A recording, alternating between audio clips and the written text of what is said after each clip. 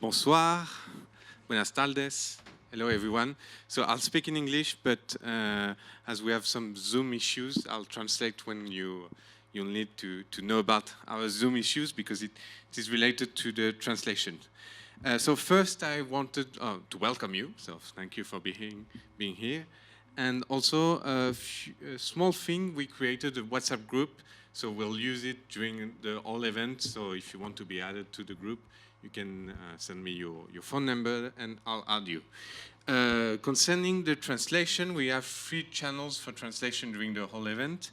So it will be in French, Spanish, and English, and you will have to access to a Google Meet link. We sent you, or we will send you the link during all the sessions. And tonight, the translation is available on Zoom, and it's a Zoom session. So if you connect to the original Zoom session we sent you in the program, you can access to the other Zoom session in which you have the translation in Spanish and French, okay?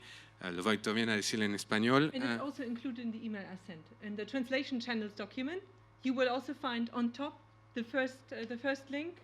That's that's the session you need to access. Okay, so entonces, including the translation. Lo digo en español. Hay otro Zoom que se creó para tener acceso a la traducción. También le digo el código Zoom en el caso que quieran acceder ahora.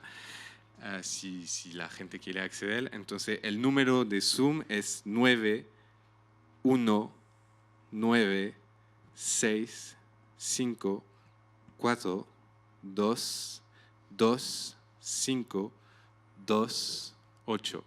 Sí, es un kino o un bingo, pero... ¿Podrías repetir? ¿Lo repito un poco más rápido? ¿No? ¿Sí? Entonces, 91965422528. Je le dis aussi en français. Donc, pour la traduction, il y a une autre session Zoom qui a été créée sur laquelle vous pouvez accéder à la traduction qui a lieu juste au-dessus de nos têtes. Et je vous donne le numéro pour accéder à la session Zoom. C'est le 91965422528. C'est bon? So English. So just we wanted to talk a bit about the let's say the indigenous peoples field in the academy in France and then in Germany. So in France, as you may know, there was a renewal of studies on indigenous peoples in the 90s, especially in anthropology, with the idea that we now have to study the international mobilization, international movement of indigenous peoples. And I have to quote the names of Françoise Morin, for example, and Irène Bellier, who did a very important work in that sense. So it started with anthropology, but today we see a new movement, especially with political science and sociology, that started to study how indigenous people mobilize, but also question important concepts of political science and sociology, such as representation, legitimacy, power, and sovereignty. And also, of course, law is very important in that field today. So it broadened quite a lot, and we know in French that the post-colonial situation is a bit tense with the overseas territory, and also these debates are mixing a bit with different issues we have in France, as you saw it maybe with the recent events in New Caledonia.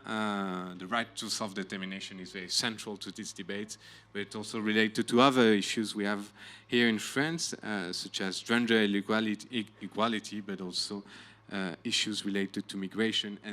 And you may know that France is not a very good pupil and very good student in international law because of its failure to recognize the ILO Convention 169. So yeah, it was just a few words on the French situation. Convention on minority rights. Yeah, and also on that issue. So it was just a few words, and I'll leave the floor to Jessica. Mm-hmm. Okay, thanks for the floor. All right, so there's a translation, that's perfect. Yeah, only a few words, especially because we're sort of bringing different communities. You can hear me, right? Perfect. We're bringing several communities together. EMPI, as you know, it's mostly actually European institutions, but we're always spreading, and it's a matter of actually a very practical issue or problem of travel costs. And as you may be aware of, traveling around the world, that's not very easy. So we sort of started here in Europe, where mostly a few universities located in Spain. Very interestingly, the Universidad de Deusto in the Basque Country, and Universitat de Barcelona, Universitat de Girona, as well as the University of Milan has been organizing quite a few events as well. And then Utrecht as well, University of Utrecht in the Netherlands. We had a conference there as well. So as you can probably possibly hear, we're rotating in a way. So everybody is sort of taking a share of this, and this is also sort of the rationale. I don't want to take the space because we have Damien Short here who wants to present on such an important issue. I don't want to take the space. I only want to make a little bit of sense of the sort of institutions involved in sort of the whole network, right? So especially those, I know a lot of people are joining us on this occasion, new faces, and I would like to make sense of this a little bit. So so this is basically the first time that we are including it's a sort of a French-German cooperation in a way. And I must confess, and Pablo as well, we are actually not really experts on let's say, neither German or French colonialism. But I suppose if you sort of become aware of, especially of the current debates, you cannot possibly miss it, right? So why not? And I know there are experts here in the room, like Sara Imani, for instance, on the German case, who will be able to tell you a lot about the reparations issue, for instance. I think you should definitely take a chance. So let's contextualize this a little bit. So. I thought it would be a good opportunity to briefly refer to this. So this was only in November last year that the federal president, Steinmeier, would visit Tanzania to apologize for the crimes committed in 1906, executing Chief Songea Mbano and other chiefs. And with his human remains remaining missing until the current day. So this happened last year, November last year. This, I think, it brings up this often feared question of reparations, right? Here in Europe, how do we deal with the question of human remains? How do we deal with the question of repatriation of ceremonial objects, for instance, which are stuck in European museums until today? And I think it makes us sort of, reflect on these issues, and also the significance this has, the way this has been incorporated in how international law has been quite receptive of these issues, right? If we, for instance, consider international legal developments, the United Nations Declaration on the Rights of Indigenous Peoples, which explicitly deals with these rights, including the right to practice, develop, and teach spiritual and religious traditions and customs and ceremonies. So this gets, a different meaning. Also considering the whole jurisprudence developed by the Inter-American Court for Human Rights on cultural identity and collective rights. So I suppose this makes us think, right? It makes us reflect on these sort of current policies, and what's sort of behind this sort of hesitance on the part of the states to actually, acknowledge, first of all, and to consider what, would need to be done in terms of reparations, right? So it's for good reasons that we chose to visit the Musée de l'Histoire de l'Immigration, which was actually formerly headed by Pape Nyadie, I'm sorry, and who became Minister of Education thereafter. He was, and we had a debate on this earlier with Pablo, to what extent he's actually very much embracing a decolonial perspective. From what I know, I would say this is the case, at least in terms of his museum policies. So I think that's would be a very interesting case to study, well, and experience in the museum. And I mean, definitely we're going to have a debate afterwards to discuss our impressions.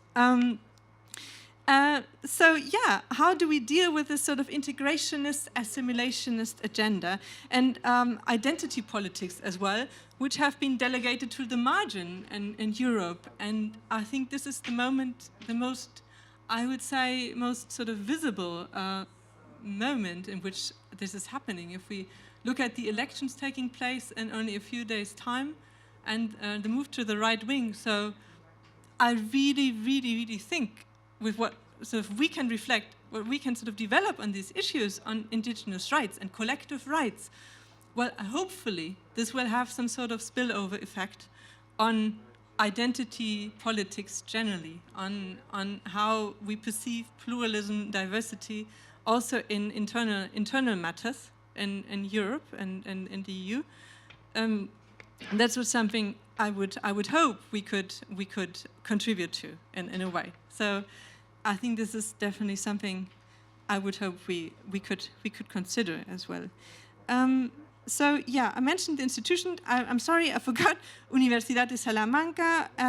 Yeah, Universidad de Gent, who has been active as well. And I must apologize, especially, only briefly refer to this, I must apologize especially to other members of this network, since this conference should have been taken place way earlier, and I personally did my best to block the decision, sort of to block anything, so it would take place during the pandemic, because I didn't consider it responsible. And I'm sorry for these delays that have been caused as a consequence. Well, we should mention definitely our funders and hosts. So there's the German Foundation for Peace Research, which has been, well, able to provide us with the necessary funds, as well as the Université Franco-Allemande, the UFA. They have been, well, enabling us to make this a reality. And also the institutional umbrella, right? The Peace Research Institute Frankfurt, Jonas Wolf, he's present here as well.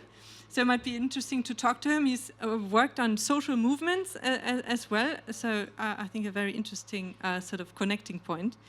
And our local host, of course, the Sciences Po École de Droit, who has been happy to host us. And I should also mention two last points. Sorry. There's I heard there's Zera Bremont here, and I think he's not in the room yet. He will be joining us tomorrow, I think, if I remember correctly.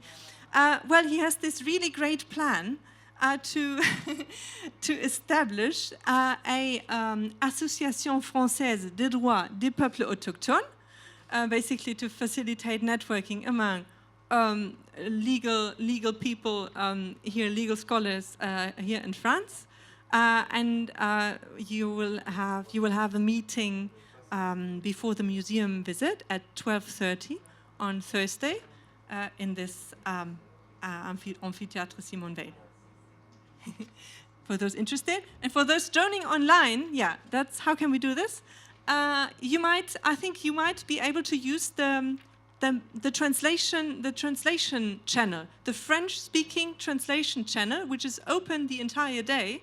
So please make use of that channel for those not here, not being present. Right? I think that would be a good opportunity. Hopefully Zera is following this and is happy to, I'm sure he's happy to include the virtual community as well. Yeah, and a few publication options. I was asked, sort of a few people asked about this previously. I mean, it's sort of, it's very sort of common practice at conferences, I think. So that would be, I think, a beautiful opportunity also to talk about publications. So there's at least the plan. Pablo and myself have been drafting a proposal, and we will see if it gets approved on a Atlas des Peuples Autochtones, for those French-speaking. Otherwise, you need to find a translator. We will be putting a sheet on the library on the book fair table, so you can see what kind of chapters are included, and if you would like to join. And then there's actually the German Foundation for Peace Research. They have provided us with funding to draw up some policy recommendations based on the conference. So basically to assume a decolonial approach and how we can actually, what can actually be done in practice. That's usually a question they ask us, right, as academics. So what's the sense of this?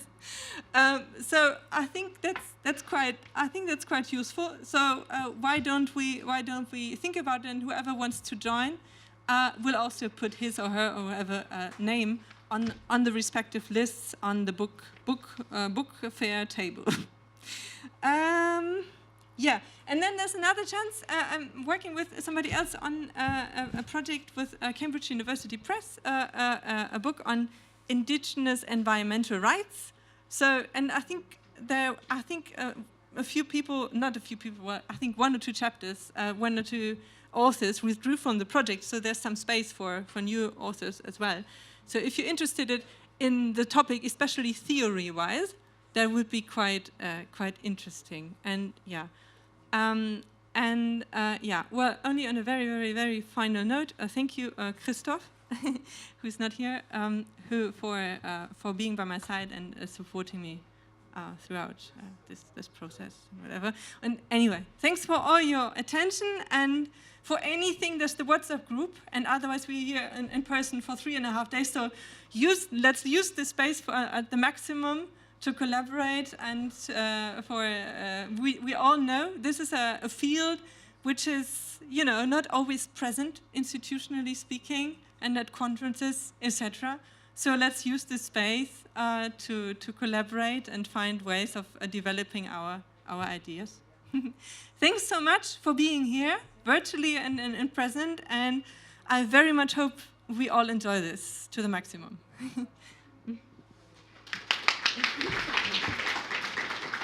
And I will now use the chance to introduce Damien, who made it to Paris. Wonderful. Let's say a few words on his really, really exciting work he developed on ecocide and environmental rights. He's taking this issue very, very seriously from a human rights perspective, and I feel very honored for him to be here and to share his insights with us. He's a professor at the School of Advanced Studies in London. He's of the Human Rights Consortium as well. He's a co-director of the Environmental Humanities Research Hub at the Institute of Commonwealth Studies, University of London. He has researched and consulted on the topic of genocide, ecocide, and the social and environmental impacts of energy production for over a decade. He's the author of numerous books and academic articles on subjects and has consulted several governments and international institutions such as the United Nations and the United Labour Organization. His most recent research project was the National Environmental Research Council Award to investigate the social and environmental impacts of unconventional energy extraction in the UK energy system. His talk today, he gave it the following title: Indigenous Peoples, Extreme Energy, and the Genocide-Ecocide Nexus. In the talk, he will cover his research over the last decade, which has engaged with genocide and ecocide studies and the issue of energy production and extractive economies. The paper will draw on research conducted of his last 2 books. The first book, Redefining Genocide, Settler Colonialism, Social Death, and Ecocide, by Bloomsbury Publishing in 2016, and the Genocide-Ecocide Nexus with Martin Crook, Routledge, which appeared in 2022. Well, thanks so much for being here, and I will hand it over to you. Thank you. Thanks, everyone, and thanks again for the invite. It's an absolute pleasure. So I'm hopefully going to be reasonably entertaining with lots of pictures. I'm afraid it sort of lends itself to many photographs, this kind of subject. So just to begin then, I'll take you through a little journey of my own research that led me from looking at Indigenous rights in Australia and the reconciliation process they had there, and then gradually working out that actually what I wanted to do was to dive into genocide studies that I hadn't previously done, and to look at whether or not Indigenous experiences could conceptually and reasonably be described within this field of study.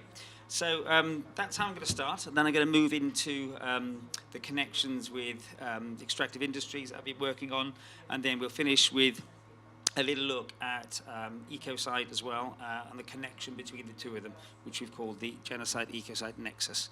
So as Jessica pointed out, a lot of this work is from that book, which was originally with Z, and then being a really great ethical publisher, they eventually got bought out. So it's now with Bloomsbury, but you can still get it.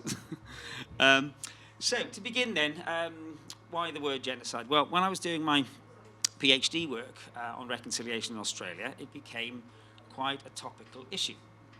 And when I was, before that, doing my master's at Essex University, and I was sort of using this word on occasion with my dissertation supervisor, and you were tending to get the sort of pushback. Well, why use that word in the context of Indigenous struggles? You know, there's this problem of it being largely defined in certain fields by, you know, the Holocaust paradigm. There's the idea that if it's not mass killing, it's not genocide. And then also, I was finding a lot of resistance to using the term when you looked at contemporary Indigenous experiences. They would say, well, you know, it's probably, if at best, something in the past that certainly isn't relevant today.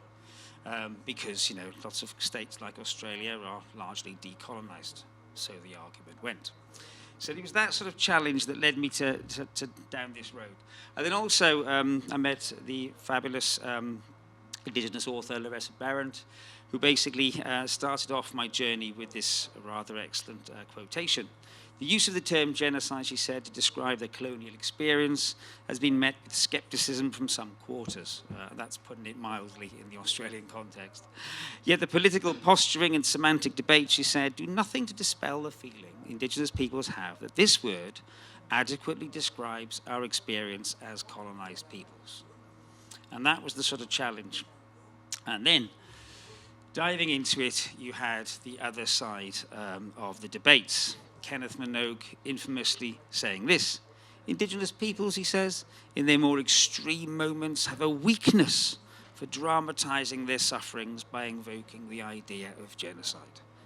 He then described it as a prefabricated emotional charge. Ron Brunton similarly said, rhetorical misuse by political activists and others indifference to the importance of proper hierarchies of wrongdoing attracted a genocide status as the ultimate evil. So there was this kind of pushback, right? Lots of rhetoric around it, lots of discussions. And then as I studied more and more, I realized that partly it's to do with this obsession with genocide equals mass killing equation. These are some classic examples here. The commonality between all three of them is that focus on mass killing. Okay, so that was the sort of start of it all. And then through the work of Dirk Moses and a number of other really important scholars who I'll mention in a moment, I went back to basics, back to the original workings of the guy who coined the term, Raphael Lemkin. And then I realized that actually what you have is a very robust, broad sociological concept, really quite different to those quotations we just saw. And I became absolutely fascinated in the whole field.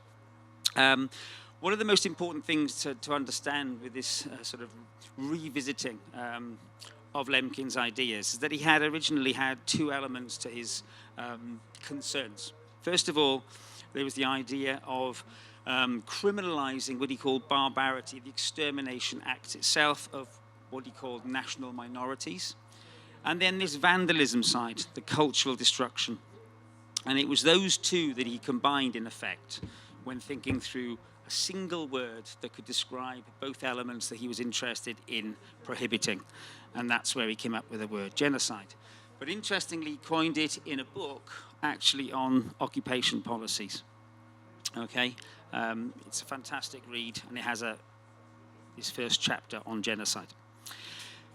What was really interesting about it is he has 8 different techniques, and these aren't different forms of genocide. That's a very important distinction. They're techniques. So sometimes when you hear cultural genocide or ethnocide used in the context of indigenous peoples' lived experiences, it's seen as sort of a lesser form. And that's not what Lemkin was talking about. It was a singular method. It was one method of genocidal processes. It certainly wasn't any lesser than physical killing in that sense. Also, what was underappreciated is the very, very concrete connection that Lemkin made with colonization. Okay? In effect, colonization for Lemkin was inherently genocidal.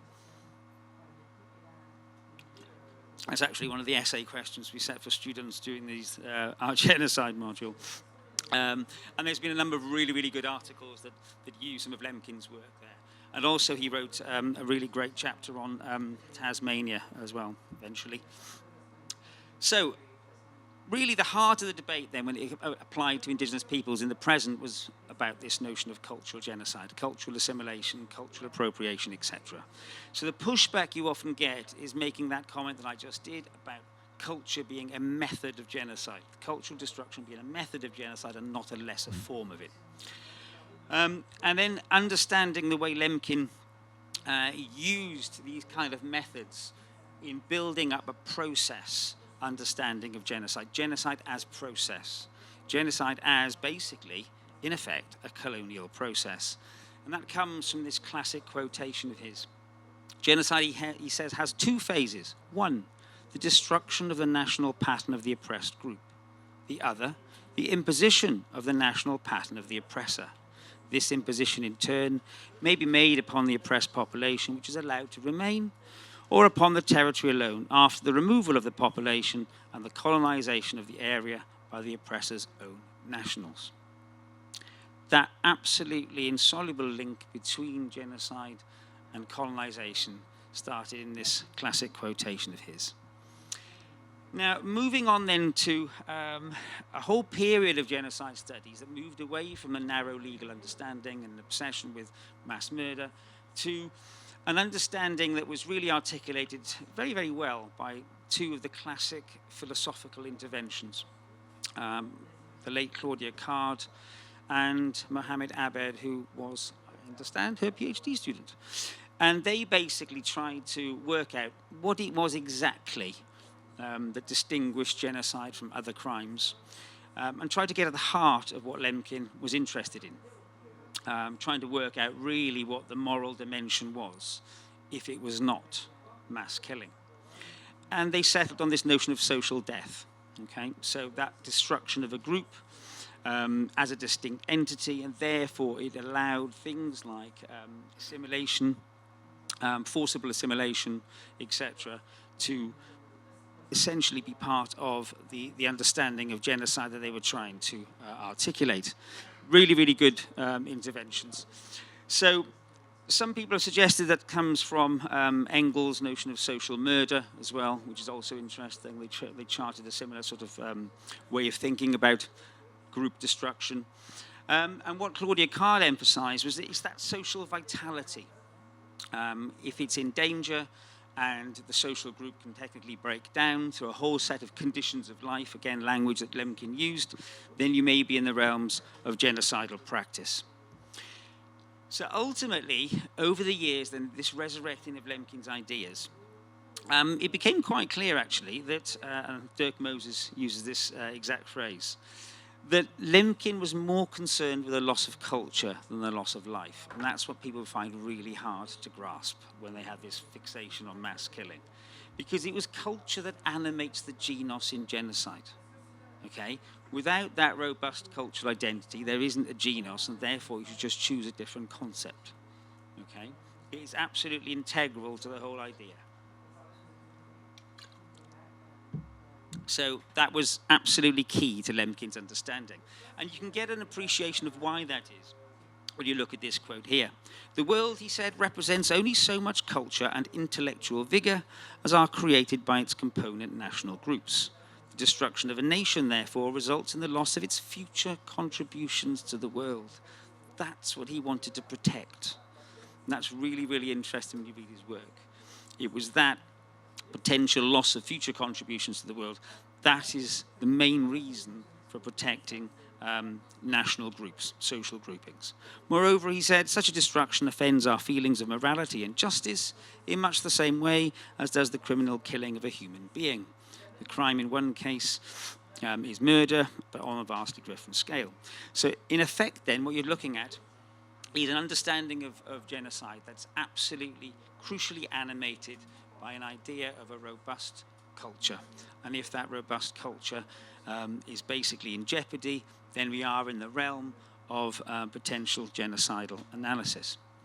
It was so much so that he basically made the argument that when drafting the UN Convention, that if you lost that cultural dimension, the heart was basically ripped out of the convention itself.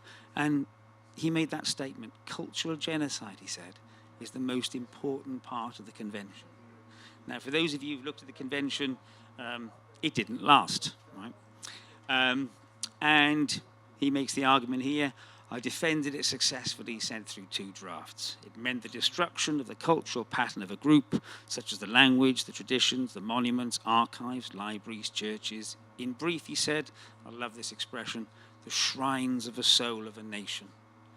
But there was not enough support for the idea in the committee, so with a heavy heart, I decided not to press for it.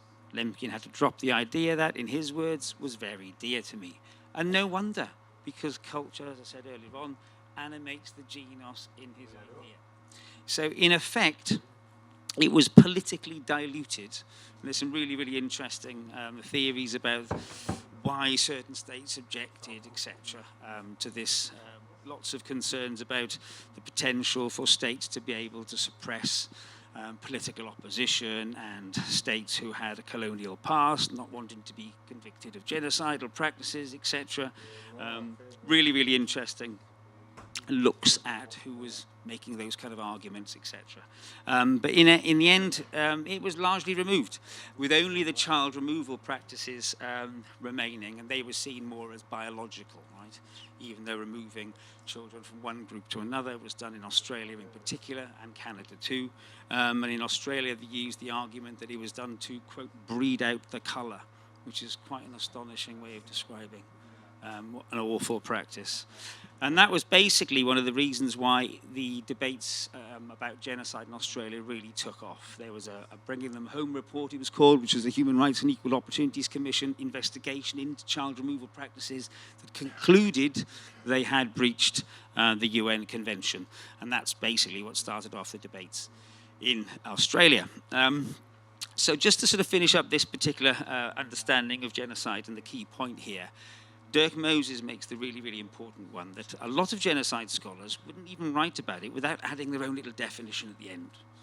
So they'd start talking about it and then they define it as they saw fit, as if Lemkin hadn't already done that and actually invented the concept. Dirk Moses puts it this way.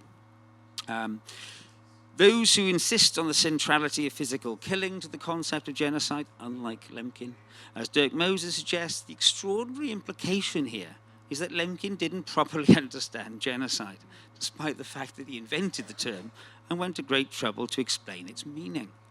Instead, most scholars presume to instruct Lemkin retrospectively about his concept, although they are in fact proposing a different concept, usually mass murder. That really does capture a lot of the problems of the debates, in my view. So, moving on then to some of the more, what we would call really the post-colonial understandings, the relational understandings, the structural understandings. One of my favorites was Tony Barter's description of relations of genocide, as he called it. The other reason why this is also important is because rather than look at neat, compacted timeframes, he was very much aware that sometimes you have to look at a long historical process. And in the case of Australia, he says, the huge land grab was accompanied by much talk about the inevitable dying out of Indigenous peoples. It's not too simplistic, he said, to see in this dominant opinion the most comfortable ideological reflection of a relationship which can only be recognized in good conscience for what it was, a relationship of genocide. And that was Tony Barter's classic contribution to that. And then ultimately, really important scholars made, a relatively simple observation, but a very, very important one, especially when talking about Indigenous peoples in this context. That land was life, as the late Patrick Wolfe said, or at least land is necessary for life. Contests for land can be, indeed often are, contests for life. Primary motive for what they called elimination was not race, ethnicity, he said, but access to territory. So Patrick Wolfe's classic contribution drew attention to the fact that territoriality, he said, is settler colonialism's single irreducible element. So he pointed out something which I really took on in the rest of my work in this field, actually, that importance of land, but not just to Indigenous people, but to those who want to take it away from them, and looking at the reasons why this is the case. As Deborah Bird Rose also said, to get in the way of settler colonization, all the native has to do is stay at home. And it's these kind of observations that I've used in a much more contemporary sense. So that's the background to it. So myself and Martin Crook and a number of others have started to look at what we call the genocide-ecocide nexus, and looking at some of the relations of production that have led us to describe things as ecocidal, which I'll come on to in a bit. But in effect then, we're in a situation now in the growth-driven capitalist economy where things are running out. So you get lots of debates about, have we reached peak oil yet or not? And one of the things I've been looking at over the last few years is a distinction between what we would call conventional reserves and unconventional reserves. Conventional reserves, in effect, refer to the easy to get out of the ground stuff. That is undoubtedly on the wane.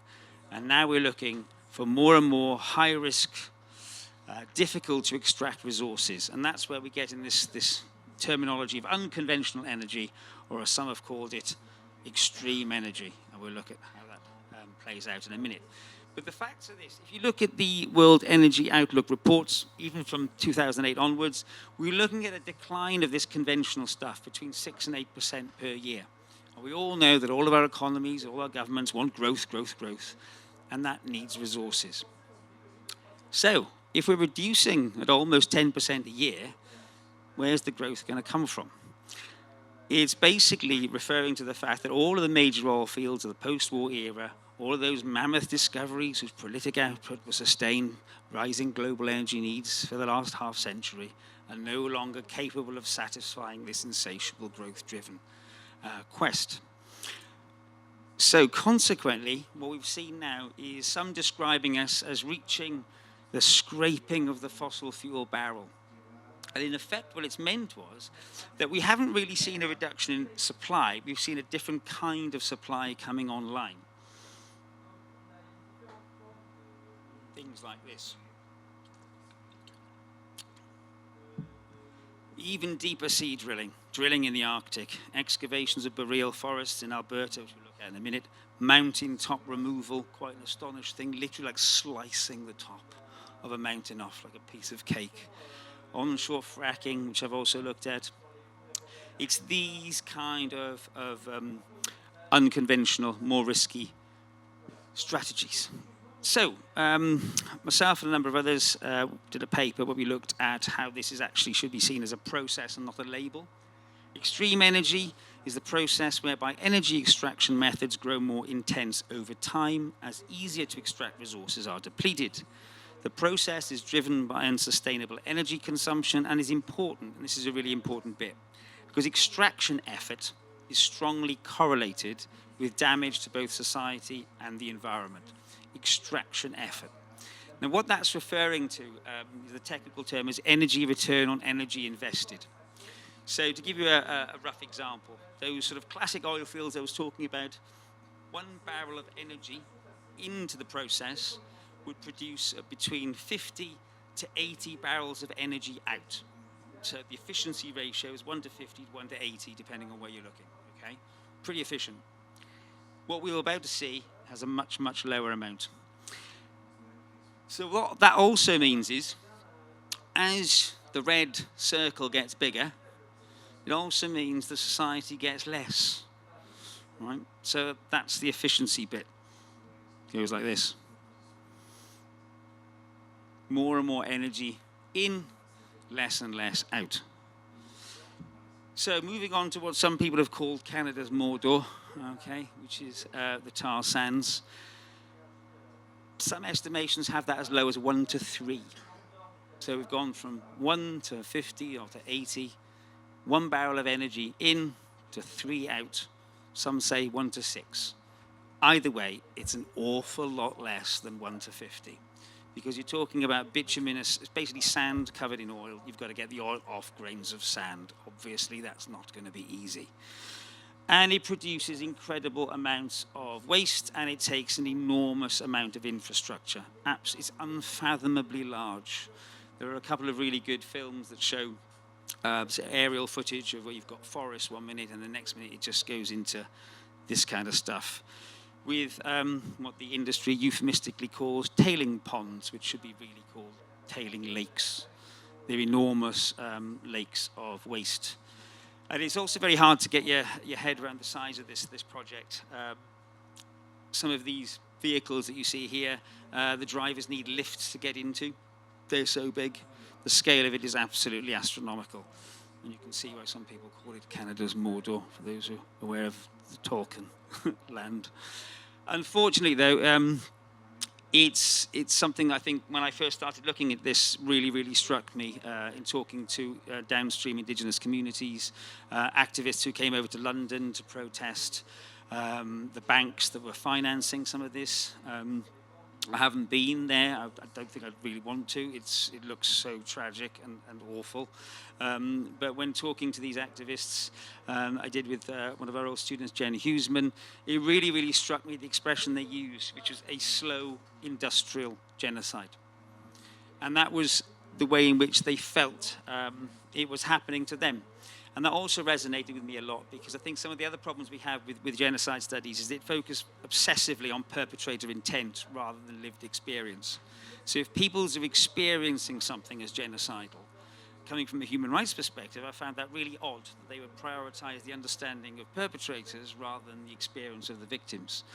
And here, they made no attempt to hide the fact that they wanted to use that word genocide because they felt that's what they were experiencing. Their rivers were polluted, they couldn't hunt, they couldn't fish. The incidences of diseases that they'd never experienced before were going up and up and up.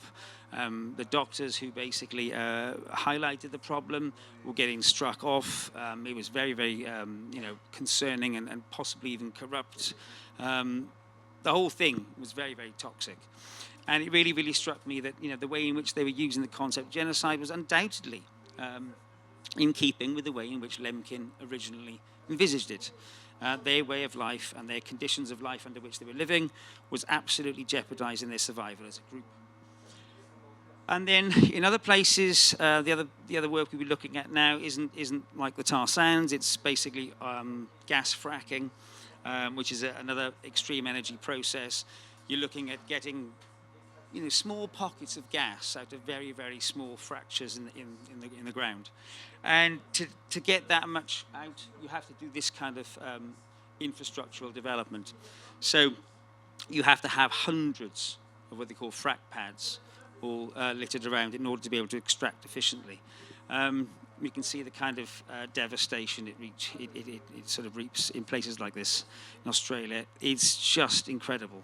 They do this in the US as well. Obviously, we didn't have to do this in the past because it was much easier to get out. But you're seeing more and more of this now. And it is taking up more and more land. So one of the things that we did in the book that Jessica was referring to in 2002, we looked at lots of different case studies. So it's now actually in a remotely affordable paperback. They tend to start with these prohibitively expensive hardbacks to get the library market. But yeah, this is, I wouldn't say it was absolutely affordable, remotely affordable. But it came from a special issue we did actually of the Journal of Genocide Research, so the papers are pretty much identical. So to then fast forward to the related concept of ecocide. Now I know we've got some papers on this tomorrow, which I'll be very interested in attending. But in effect, this was something I started working on when I met the late Polly Higgins when I was working on genocide, and she said to me at the time, I've been told that there was this consideration of ecocide in the UN system, and I haven't had a chance to research it. So myself and a couple of students went to the archives in Geneva, and we basically helped Polly uncover some of this hidden institutional history, which to begin with started off by looking at ecocide as a war crime in the context of Vietnam, for example.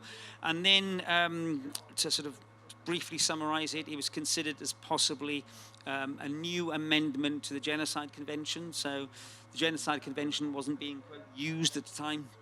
So they thought, well, perhaps we could think about bringing the cultural method back in, but also with the environmental destruction that was going on post-1970, then look at ecocide as well as a method of genocide.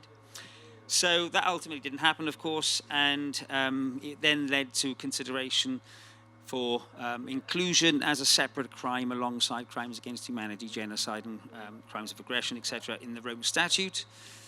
And that didn't happen either, okay? So what we now have is a renewed campaign by Stop Ecocide International and lots of civil society groups to push for this idea again, the argument being it's more urgent now than it was back in the 70s. And analytically, one of the things that hasn't been done sufficiently when you compare it with genocide is analyzing ecocide as a concept, right? Genocide had this long intellectual history. It has the law behind it as well. It had the moral imperative of the post-World War II order. We've now got the moral imperative of ecological collapse. And I think, you know, it may well be the time when this gets taken seriously. And one of the steps towards having it taken more seriously on the international level was to have a so-called seemingly definitive definition of ecocide drawn up by an expert panel group to try and bypass some of the potential negotiating stages and have it taken seriously. So some very serious lawyers involved, etc. And it now is defined like this as a so-called authoritative text. There are plenty of critical voices, what with it being analysed by academics, of course, but there are plenty of people who think this is the way to go. And there's lots of discussions to be had about lots of elements of it, but effectively it's referring to large-scale ecological environmental damage. So in making these special issues look at different case studies, we've even got some that look at wind farms, right? So we've gone from the tar sands in Canada, so obviously grim, to wind farms as genocide. Okay? Really interesting papers and ideas. Xander Dunlap's work is very, very interesting on this. So really interesting collection. All of that is in the book I mentioned. That's just giving you a little flavour of the kinds of case studies we've looked at. So this was the report that we did for Polly Higgins. It's freely available online. It summarises the whole journey of ecocide in the international system and where we're at now, which is just environmental damage as a war crime, which is basically where it started in the 70s. So the idea is that we'll hopefully have an amended Rome Statute, but there's an awful lot of hurdles to go through before you get to that stage. At least several layers of negotiation will happen as well. And one of the things that we look at when we look at the lessons to be learned from the genocide studies is that you have to be prepared for an awful lot of pushback by so-called stakeholders or interested parties against the idea of ecocide being a criminal offence. However, it's not just Indigenous peoples have a concern about this. As James Hansen puts it, this drive now for unconventional fossil fuels is a danger to everyone because of that efficiency rating. It basically makes the argument, as James Hansen does here, that you really have to leave them in the ground. You know, we've got a very limited carbon budget with what we've got left. If you start going for the really high-risk stuff and the low energy return stuff, then you really are, quote, sprinting in the wrong direction, right? So it's a danger to everyone. And it was these kind of arguments that we looked at when investigating the pushback in the UK, and people did really mobilize around it. Back in 2013, you had a handful of resistance groups, and in 1 year, it literally exploded.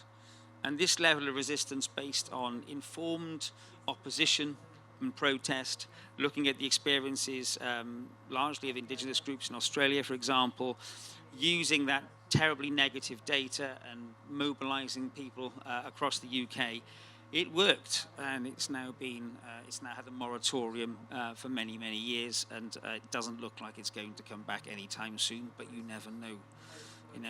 The constant threat is there, given that it's one of the main carbon-rich resources that we could get in the UK. However, if you could imagine, if you think back to those pictures that we saw a few slides ago, that was Australia, much less densely populated than the UK.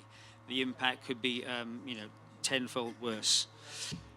Consequently, then we had a lot of resistance, and you had a lot of corporate security firms involved, and it's nothing that we haven't seen all around the world, of course, especially with Indigenous resistance, for example. But the thing that really interested me, I'll just sort of hopefully get to the end soon,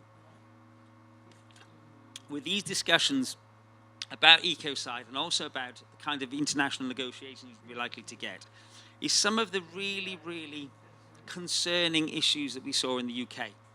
You might have heard of this expression, I'm sure it's relevant in many contexts worldwide, of the so-called revolving door between politics and business, right? And in effect, what we saw in the UK really did explain an awful lot. So this picture here, it's old now, and the story has got even more complex.